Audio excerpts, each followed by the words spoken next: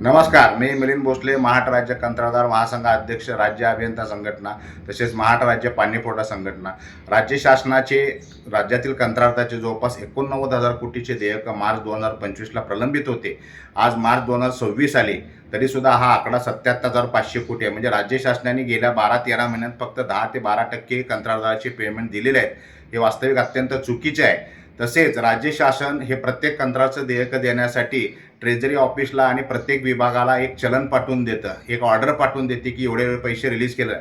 परंतु जे पैसे रिलीज करण्यासाठी शासन ऑर्डर पाठवतं ते प्रत्यक्षात पैसे ट्रेझरीमधून पासच होत नाहीत. जवळपास 20-20, 25 दिवस, महिना, दीड महिना, 3-3, 4-4 महिने हे ट्रेझरीमध्ये हे चेक पास होत नाहीत.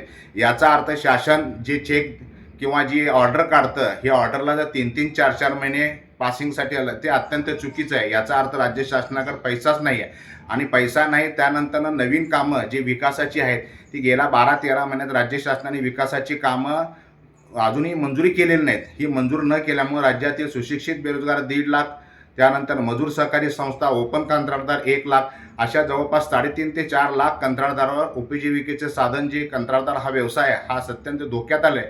यावर उपजीविकेचे साधन असलेले जवळपास 3 ते 3.5 कोटी लोकांचा सुद्धा शेतीचा सगळ्यात मोठा व्यवसाय धोक्यात आला आहे.